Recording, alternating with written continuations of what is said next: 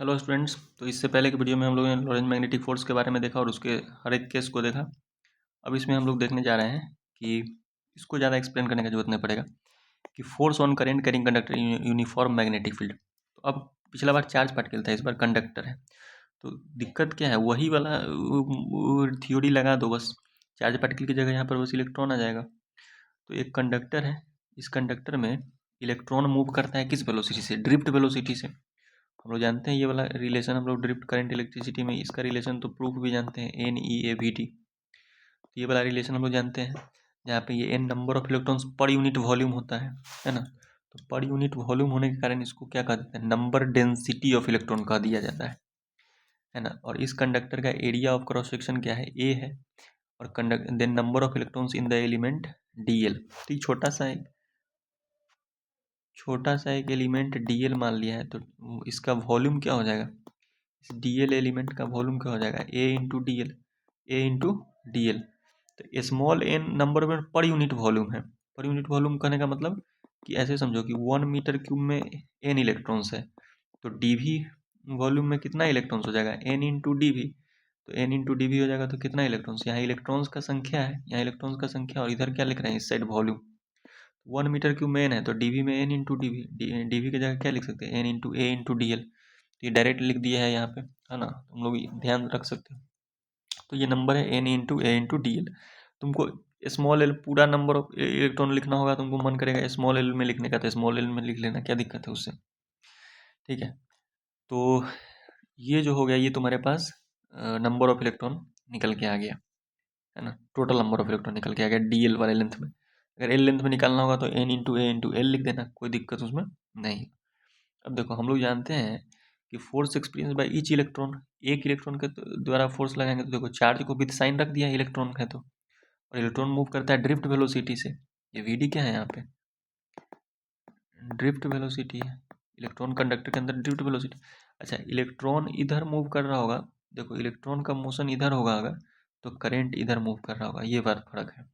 ठीक है, तो ध्यान रखना। तो इसमें एक चीज़ और सोच लो, एक चीज़ और बता देते हैं। जो करें इसमें डेरिवेशन में ना, करेंट का डायरेक्शन ऐसे मान लेना। ठीक है, करेंट का डायरेक्शन, चलो अब जिसमें जैसे माना हुआ है मान लेते हैं, आगे समझा देते हैं। ठीक है, तो force experience by the electrons in DL वाले सेक्शन में जो फोर्स एक्सपीरियंस करेगा DF, वो कितना होगा? n into a into d L. ये तो नंबर आ गया। ठीक है, और एक इलेक्ट्रॉन, ये सारा नंबर आ गया। एक इलेक्ट्रॉन के द्वारा इतना फोर्स था, तो सारे की वजह से इतना मल्टीप्लाई हो गया। तो यहाँ पे देखो, इधर ब्रैकेट से VD को बाहर निकाल के ले गए, है ना, क्योंकि ड्रिफ्ट स्पीड तो कांस्टेंट ही ना होता है एक तरह से इलेक्ट्रॉन का। ठीक, ड्रिफ्ट वेलोसिटी कांस्टेंट होता है और कम स्पीड होता है इसका। DL वाला वेक्टर था, DL पे वेक्टर लगा लिया, DL क्रॉस B कर लिए यहाँ पे। अब देखो, क्रॉस आता है तो राइट हैंड लगता है, तो DL क्रॉस जब B तुम करोगे तो DL वेक्टर किससे तरफ से B की तरफ अपना हाथ घुमाओ, तो फोर्स तुम्हारा किधर जाएगा सोचो? DL। अब देखो, DL वेक्टर लेना किधर है, तो DL वेक्टर लेना किधर है? Opposite to VD। या फिर ऐसे कह दो कि DL वेक्टर एलोंग करंट लेना है, एलोंग करंट, क्योंकि अपोजिट टू VD क्या है? इलेक्ट्रॉन के अपोजिट क्या है? करंट ही तो है। तो अगर इसमें जैसे ड्रिफ्ट वेलोसिटी ऊपर दिखाया है, तो करंट का डायरेक्शन नीचे दिखा दिया, है ना।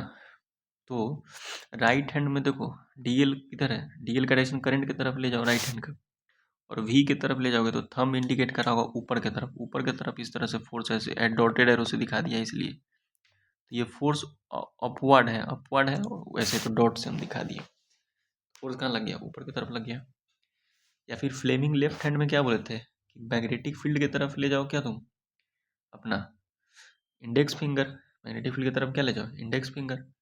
और करंट के डायरेक्शन में क्या करो?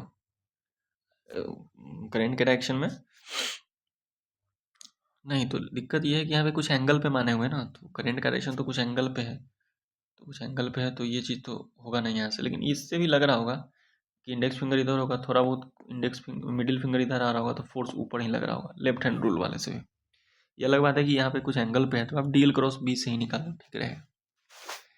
ठीक है, या फ्लेमिंग लेफ्ट हैंड रूल से भी निकालेंगे तो कोई दिक्कत नहीं, उससे भी पता चल रहा है ना। तो फोर्स फोर्स है ना, फोर्स के लिए लिख देना कि direction of force is determined by the Fleming's left hand rule, बात खत्म। ठीक है, तो डी एफ है छोटा सा फोर्स यहाँ पे। अब देखो n E A V d क्या होता है, इलेक्ट्रॉन पे करंट, चार्ज करंट होता है ना, करंट होता है आई बराबर n E A V D.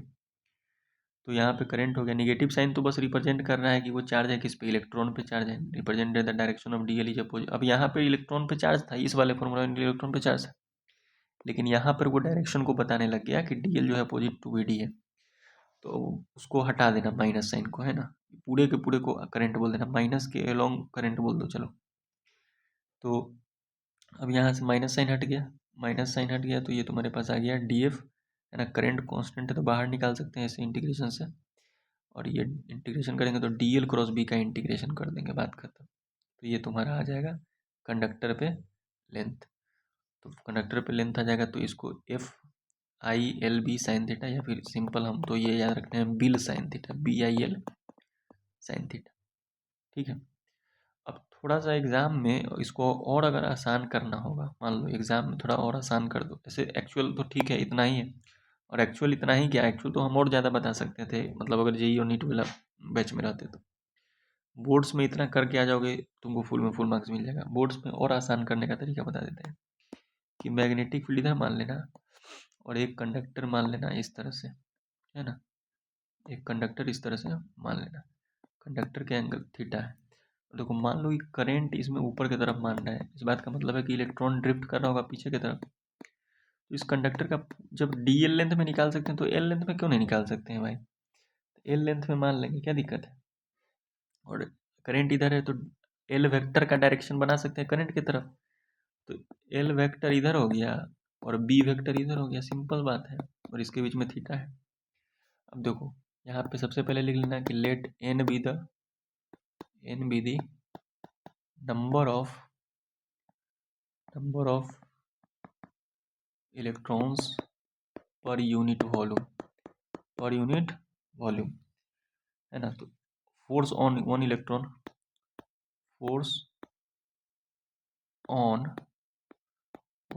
कितना हो जाएगा, minus of e into v D cross B. Total charge निकालेंगे, है ना, टोटल चार्ज यानी कि टोटल नंबर ऑफ इलेक्ट्रॉन्स, ऐसे सोचो। ठीक है, तो टोटल चार्ज क्या हो जाएगा,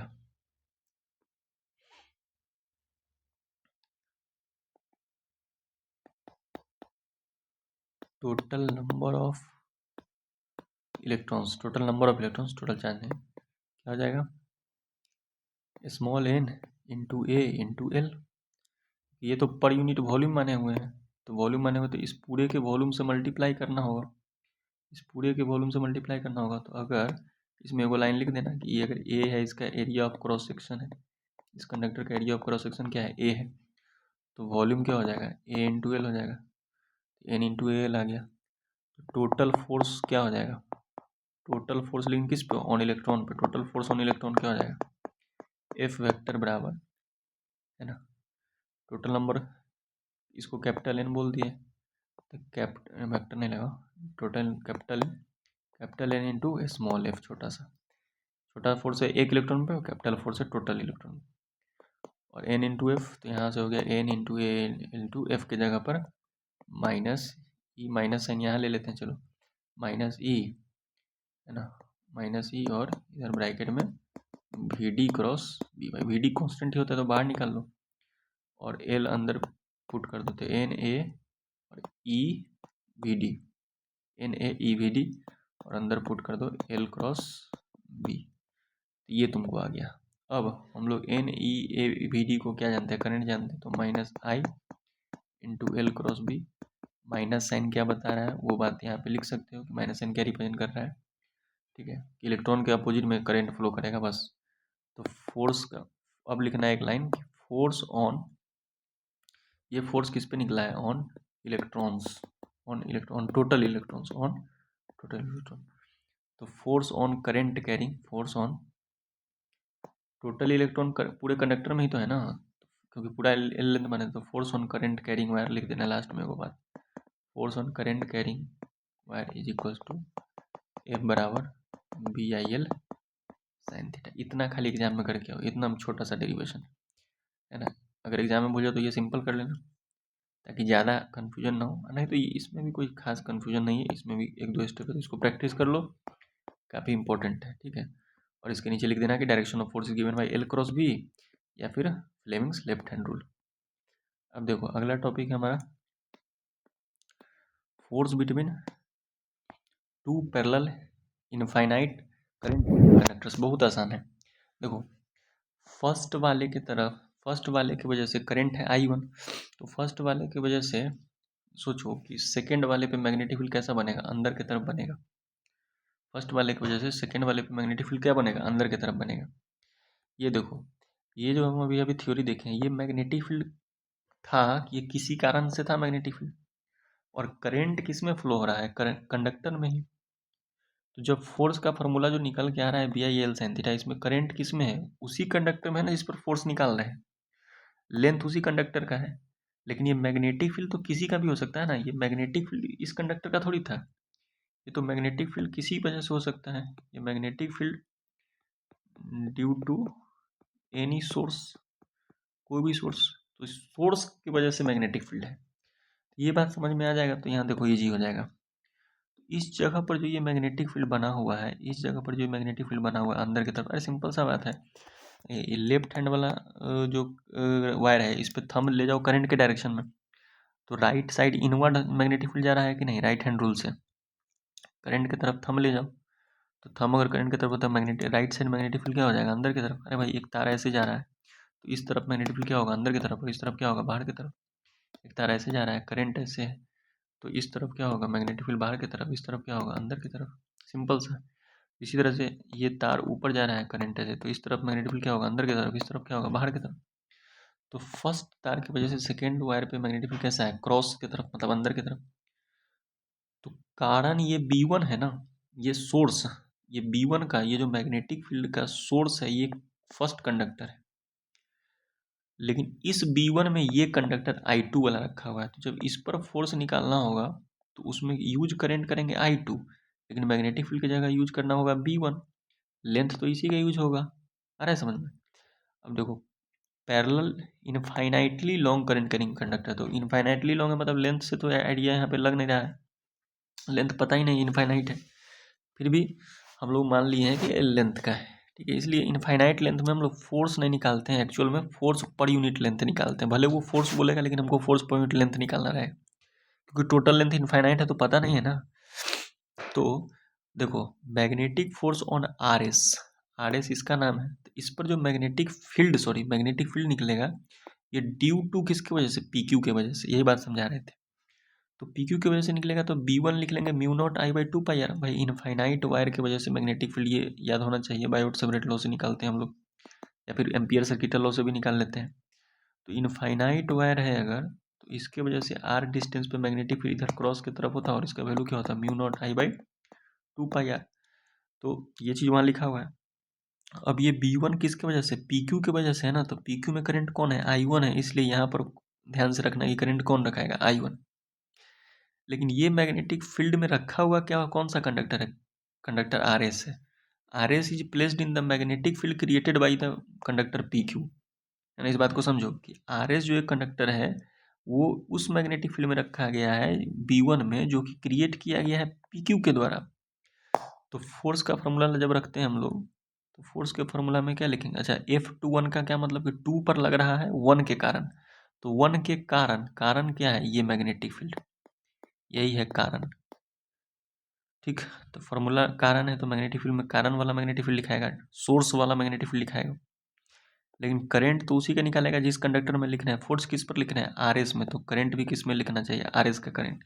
RS में कौन सा करंट है, I2 है, तो यहाँ I2 आ गया। लेंथ, अच्छा फॉर्मूला लगाने के लिए BIL sin थीटा होता है ना भाई, अभी अभी देखे थे कि फोर्स बराबर क्या होता है, BIL sin थीटा। इस फॉर्मूला का यूज करेंगे तो लेंथ यहाँ पे अपना मन से कुछ मान लिया है, हालांकि ये तो है इनफाइनाइट, हमको नहीं पता है कितना है, तो साइन 90 अच्छा साइन 90 क्यों है, क्योंकि एल, और देखो लेंथ ऐसे रखा हुआ है ना, और बी ऐसे अंदर में जा रहा है, तो लेंथ वेक्टर ये है करंट के डायरेक्शन में, तो लेंथ वेक्टर का डायरेक्शन यहाँ पे ये है ऊपर की तरफ, मैग्नेटिक फील्ड कहाँ है, अंदर की तरफ, तो थीटा कितना हो गया एल और बी में, थीटा हो गया 90 डिग्री।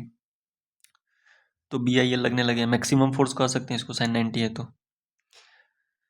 तो यहाँ से जब अरेंज करेंगे तो इसमें देखो दोनों करंट आ रहा है, म्यू नॉट I1 I2 आ रहा है, फोर्स में दोनों करंट दिखना चाहिए, तो mu naught I1 I2 N2L/2πr है ना। यहाँ पे वो सब बात लिखा हुआ है जो समझा दिए हैं, ठीक है, कि कैसे कौन सा फोर्स लग रहा होगा। V1x perpendicular into the plane of diagram by right hand thumb rule, so right angle IL भी 90 degree, L is the length of conductor. लेकिन सर वो तो इनफाइनाइट है, तो वो इनफाइनाइट है, इस वजह से हम लोग जो निकालेंगे यहाँ पर फोर्स पर यूनिट लेंथ निकाल के एग्जाम में आएंगे, है ना। हम लोग यहाँ पे इसको इतना शो कर देंगे, F21 divide by length is equals to mu naught I1 I2 by 2πr, ठीक है। आर क्या है, जाहिर सा बात है आर इसके बीच का डिस्टेंस है भाई, इससे आर डिस्टेंस पे जाना था, तो आर डिस्टेंस पे ये आर हो गया। सिमिलरली भाई सेकेंड वाला तार की वजह से देखो, अभी अभी समझाए थे ना कि ये तार अगर ऐसे है तो लेफ्ट साइड राइट साइड में तो इनवर्ड है, लेकिन लेफ्ट साइड में आर डिस्टेंस पे जाएंगे तो मैग्नेटिक फील्ड कैसे होगा, बाहर की तरफ होगा। तो सिमिलरली इस बार कारण है आर एस और मैग्नेटिक फील्ड यहाँ क्रिएट हो रहा है B2 बाहर की तरफ, तो जाहिर सी बात है कि फोर्स इस पे भी लगने लग जाएगा। अच्छा, ये फोर्स का direction Fleming's left hand rule से सोचो, फर्स्ट वाले पे सोचो, तो लेफ्ट हैंड का इंडेक्स फिंगर ले जाओ अंदर की तरफ, लेफ्ट हैंड का इंडेक्स फिंगर ले जाओ अंदर की तरफ, करंट I2 कहाँ है, ऊपर की तरफ, तो ले जाओ, तो अपना थंब देखो इस डायरेक्शन में शो कर रहा होगा, तो इस पर फोर्स ऐसे लगने लग गया। सिमिलरली यहाँ देखो उल्टा कर दो, इंडेक्स फिंगर ऊपर की तरफ शो करो लेफ्ट हैंड का, और करंट दिखाओ पीछे की तरफ, करंट दिखाओ वो पीछे का मतलब इधर इधर इस साइड, तो मैग्नेटिक फील्ड है कहाँ, ऊपर की तरफ, मैग्नेटिक फील्ड कहाँ है, ऊपर की तरफ, और करंट कैसे है, करंट है, मैग्नेटिक फील्ड अगर ऊपर की तरफ है तो करंट किधर है, मतलब मैग्नेटिक फील्ड अंदर की तरफ है और करंट है ऐसे तार में ऊपर की तरफ, तो सोचो क्या होगा। थंब का डायरेक्शन किधर दिखाने लग गया, इस साइड दिखाने लग गया, लेफ्ट हैंड से ही करना है, इसको करके देखो, सिंपल सा लॉजिक है भाई। अगर यहाँ फोर्स अंदर सोचो ना, यहाँ मैग्नेटिक फील्ड अंदर होता है, अंदर में करना आसान रहता है, तो अंदर में अगर करते तो फोर्स का डायरेक्शन लेफ्ट साइड आता ना, इधर इधर इधर आता ना लेफ्ट साइड, लेकिन अभी मैग्नेटिक फील्ड बाहर की तरफ है तो इसका उल्टा बना दो, ठीक है। अब अपना तरह से एडजस्ट करना आना चाहिए। तो यहाँ हम एग्जाम में फोर्स पर यूनिट लेंथ लिख के आएंगे, ये आ जाएगा mu naught I1 I2 by 2πr, ये वाला करके आएंगे, ठीक। आ जाओ, magnetic field on PQ due to current RS, वैसा ही चीज़ है, यहाँ पर B2 लिख दो, B2 क्या, ड्यू टू के वजह से, ड्यू टू RS। अब RS में कौन सा करंट जा रहा है, I2 ना, I2 जा रहा है RS में, तो यहाँ पे कौन सा करंट आ जाएगा, ड्यू टू वाला करंट लेना होता है, तो I2 ले लिए यहाँ पर। अब फोर्स किस पर निकालना है, PQ पे, तो जिस पर फोर्स निकालना है उसका करंट लेना है और उसका लेंथ लेना है, PQ पे फोर्स निकालना है तो उसका करंट लेना है, तो देखो I1 आ गया, उसी का लेंथ, दोनों इनफाइनाइट है तो दोनों का लेंथ सेम ही मान लिया, ठीक है। तो म्यू नॉट I2 है ना, ये कारण वाला, और ये जिस पे निकालना है वो वाला करंट, तो देखो फार्मूला सेम ही आया, दोनों का डायरेक्शन एक दूसरे को सामने सामने में है, तो इस तरह से अट्रैक्ट हो रहा है, इस दोनों में क्या हो रहा है, अट्रैक्शन हो रहा है। इसे ऑब्जेक्टिव पूछेगा कि दोनों तार में सेम डायरेक्शन में अगर करंट जाएगा तो दोनों तार क्या करेगा, एक दूसरे को अट्रैक्ट करेगा, ठीक है। तो ये हो गया हमारे पास अट्रैक्शन।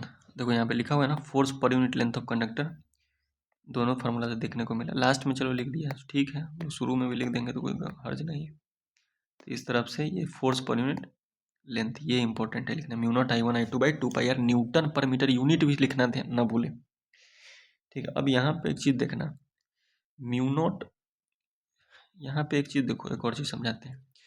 अगर इसको, इस फोर्स पर यूनिट लेंथ को अगर हम म्यू नॉट बाई 4π बना दें, मतलब 2 से मल्टीप्लाई 2 से डिवाइड किए होंगे इसको, तो 2 से मल्टीप्लाई 2 से डिवाइड करेंगे तो म्यू नॉट बाई 4π बन जाएगा, और इधर लग गया एक 2, और इधर I1 I2, और ये R हो गया, कोई दिक्कत, ऐसा क्यों, क्योंकि म्यू नॉट बाई 4π का वैल्यू हमको पता होता है 10⁻⁻⁷, I2 ऑलरेडी है तो 2⁻⁻⁷, I1 I2 बाई R हो गया।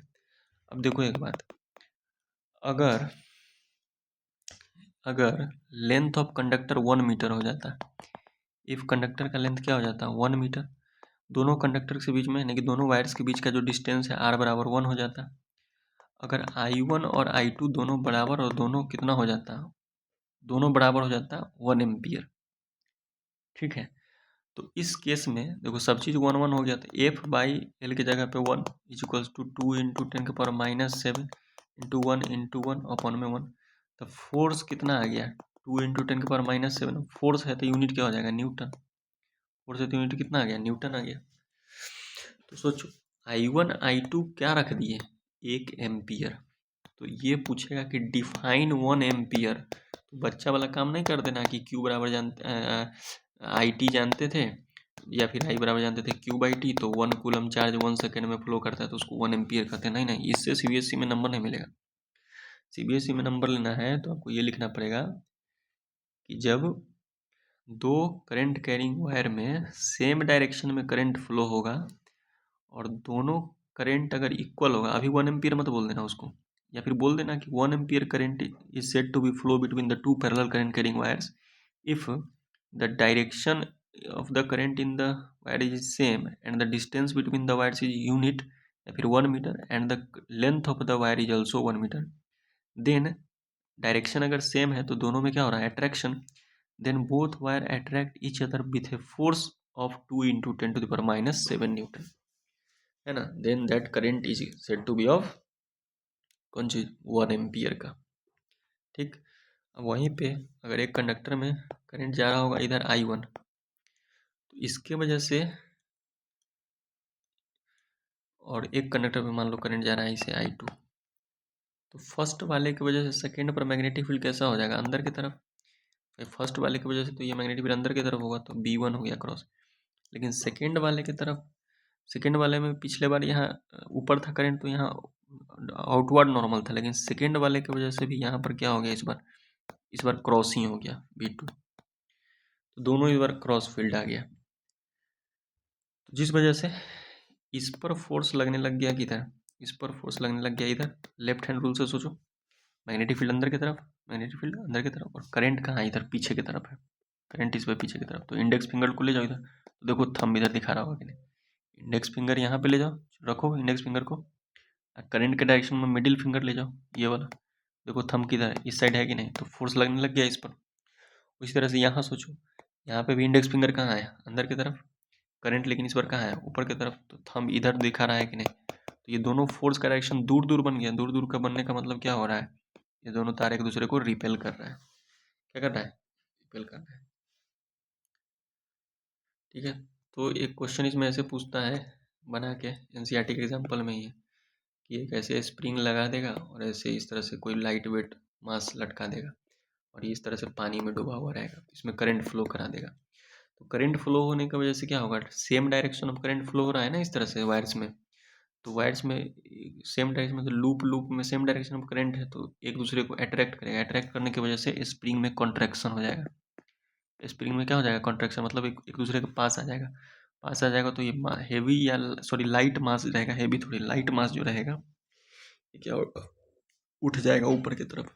तो इसमें करंट फ्लो करा के इस तरह से छोटे मास को यहाँ ऊपर उठा सकते हैं हम लोग। ठीक है, तो ये स्प्रिंग वाला क्वेश्चन है, वो एग्जाम्पल आते रहता है CBSE में, NCERT का भी एग्जाम्पल है। तो चलो इस वीडियो में इतना ही, थैंक यू। अगला टॉपिक हम लोग देखेंगे, देखो फोर्स उसका जो डायरेक्शन बताए थे वो सब यहाँ समझाया हुआ है भाई, फ्लेमिंग लेफ्ट हैंड रूल कैसे, वो सब हम लोग देख लिए हैं, तो ये सब समझने का जरूरत नहीं है, समझा दिए।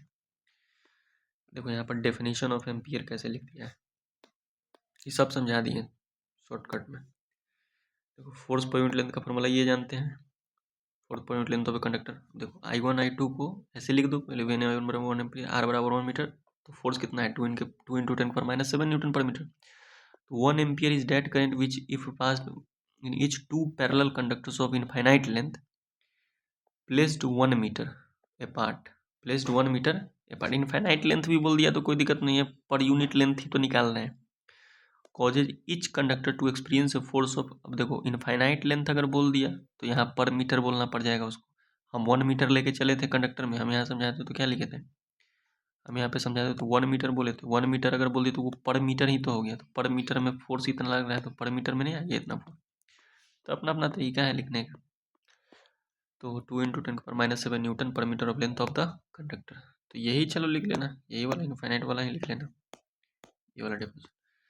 अब रिप्रेजेंटेशन ऐसे दिखा दिया है यहाँ, जब अपोजिट केस में है तो रिपेल करेगा, रिपल्सन होगा तो यहाँ पे फील्ड है ना, अंदर पे तो यूनिफॉर्म फील्ड है। मान लो मिड पॉइंट पे अगर दोनों करंट बराबर होगा तो मैग्नेटिक फील्ड एकदम जीरो भी हो सकता है बीच में। लेकिन यहाँ पे है ना सेम डायरेक्शन रहेगा तब। ये देखो न्यूट्रल पॉइंट यहाँ बना हुआ है ना, कोई भी फील्ड यहाँ से क्रॉस नहीं कर रहा है। तो इस तरह से फील्ड बना दिया, सेम डायरेक्शन है होने की वजह से। अपोजिट डायरेक्शन में देखो कैसे बना हुआ है इस तरफ। इसके बारे में सोचो, इसके बारे में अलग से सोचो तो ऐसा बन जाएगा, इसके बारे में अलग से सोचो, इसी इसी को इलाबोरेट कर दिया ऐसे ऐसे। फिर इसके बारे में सोचो तो अंदर की तरफ ऐसे है, तो इसी को इलाबोरेट कर दिया ऐसे ऐसे। सिंपल सा बात है। और यहाँ पे इस तरह से रिप्रेजेंट कर दिया। ठीक है, पहले एक दो को ऐसे ऐसे बना लेना, दो तीन को, और फिर उसी को ऐसे ऐसे कवर कर दो, उसी को ऐसे ऐसे कवर कर दो। इसमें न्यूट्रल पॉइंट्स बीच में ऐसे करके दिखा दो, वहाँ से कोई फील्ड पास नहीं कर रहा है। तो हो गया। चलो अगला टॉपिक में हम लोग देख लेंगे torque on current carrying loop. ठीक है, ये थोड़ा सा समझने वाला चीज़ है, इसको अगले वीडियो में ही देखते हैं।